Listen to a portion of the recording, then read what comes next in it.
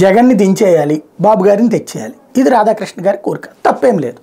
దానికి లాజిక్స్కి విరుద్ధమైనటువంటి మాటలే చెప్తుంటారు. ఓ పక్కన ఎమ్మెల్యేని మార్చేస్తున్నాడు, సరే అభ్యర్థులు లేరంటాడు ఆయన. సరే మొన్న మళ్ళీ దాని గురించి మాట్లాడుకున్నాం. అది పోతే వైఎస్ఆర్ కాంగ్రెస్ పార్టీ ఎమ్మెల్యేలందరూ ఇక ఓడిపోతామని భయంతో వణికిపోతున్నారు. మరి అలా వణికిపోయి ఓ టిక్కెట్ల కోసం ఎందుకు కొట్లాడుతున్నాడు? టిక్కెట్లు రానోడే కదా అవతలకి వెళ్తుంది. టిక్కెట్లు వచ్చినా వద్దని ఎవరన్నా అంటున్నారా? క్రిందటిసారి వేమిరెడ్డి అనుకుంటా తెలుగుదేశం పార్టీ టిక్కెట్ ఇచ్చాక కూడా, తెలుగుదేశం టిక్కెట్ ఇచ్చాక కూడా వద్దని ఇటు పోటీ చేశారు. రఘురామకృష్ణరాజుకి టిక్కెట్ కన్ఫామ్ చేశాక కూడా వచ్చి వైసీపీ తరపున పోటీ చేశారు. అట్లాంటి పరిస్థితి ఎవరిదన్నా ఉందా?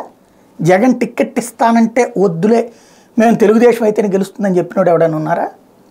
రెండవది, మొన్న ఆయన పేరేంటి చంటిబాబు జనసేన గెలిచారు. జనసేన పెరిగిపోతుంది, వైసీపీ వాళ్ళందరూ క్యూ కడుతున్నారు. అక్కడ జ్యోతుల నెహ్రూ పక్కన పోటీ చేస్తున్నాడు తెలుగుదేశం పార్టీ తరఫున. జనసేన టిక్కెట్, జనసేనకు సంబంధించిన లోకల్ వాళ్ళు ఎవరు కూడా వేరే వాళ్ళకి టికెట్ ఇవ్వడానికి వీలు లేదని ఆల్రెడీ చెప్పేశాడు. అలాంటి చంటిబాబుకి గత్యంతరం లేదు, జనసేన దగ్గరికి వెళ్ళాడు.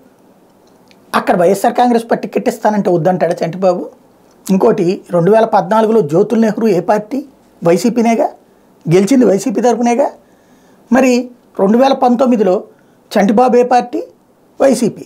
అంతకుముందు వైసీపీ తరపున గెలిచినటువంటి జ్యోతుల నెహ్రూ వెళ్ళి తెలుగుదేశంలో చేరితే, తెలుగుదేశంలో 2014లో పోటీ చేసిన చంటిబాబు వచ్చి వైసీపీలో చేరి గెలిచారు.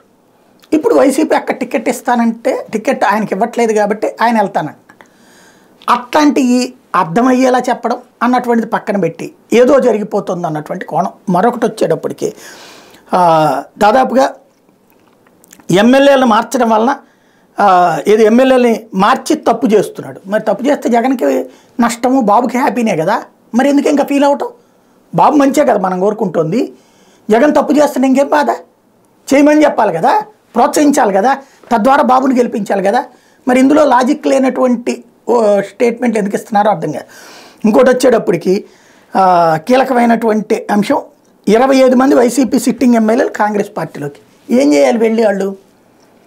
ఆలు లేదు సూలు లేదు అల్లుడి పేరు సోమలింగం అని షర్మిల రాగానే వెళ్ళిపోయేసి కాంగ్రెస్ పార్టీలో ఏం చేస్తారు? వాళ్ళు వచ్చే 4 ఓట్లు కూడా పోగొట్టుకుని డిపాజిట్లు కూడా కోల్పోయి శాంత రాజకీయ జీవితం నాశనం చేసుకుంటారా? ఒక పల్లన్ రాజు భవిష్యత్తు ఏంటి? లేకపోతే పురంధేశ్వరి ఎందుకు బయటకు వచ్చేసింది? ఒక హర్షవర్ధన్ పరిస్థితి ఏంటి? ఓ పక్కన వాళ్ళు తల్లడిల్లిపోతా ఇప్పటికే ఇబ్బంది పడతా ఉంటే ఓ చింతామోహన్ వీళ్ళందరూ ఇప్పుడు కొత్తగా 25 మంది వెళ్ళిపోయి కాంగ్రెస్ ఏదో లేచిపోతుంది అన్నటువంటి ఒక జోక్. కాకపోతే ఇంతకు మించిన కామెడీ ఏదైనా ఇంకోటి, ఆ 25 మంది ఎవరి దగ్గరికి వెళ్ళాలి? చంద్రబాబు దగ్గరికి వెళ్ళాలా, పవన్ దగ్గరికి వెళ్ళాలి? షర్మిల దగ్గరికి వెళ్తానంటే కాంగ్రెస్ పార్టీ దగ్గరికి వెళ్తానంటే ఈ జోకులు ఏంటి? ఇది ఒక కన్ఫ్యూషన్. ఇంకోటి వచ్చేటప్పటికి ఎన్నికల్లో చంద్రబాబు ఓడిపోతే ఆ తర్వాత రాష్ట్రంలో బలపడిపోవచ్చు అని భారతీయ జనతా పార్టీ అంచనా వేస్తుంది. మరి భారతీయ జనతా పార్టీని బలపడనీయకుండా చేస్తే మేము బతికేద్దాం, తెలుగుదేశం చేతుల్లోనే ఉంచేసుకుందాం అని చంద్రబాబు నాయుడు దాన్ని దెబ్బతీయట్లేదా?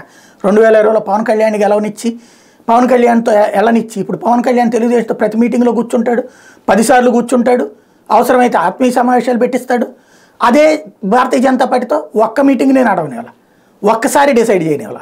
అంటే చంద్రబాబు నాయుడు విసిరిన అస్త్రం కాదా పవన్ కళ్యాణ్? ఇవన్నీ ఎవరికి తెలియదు.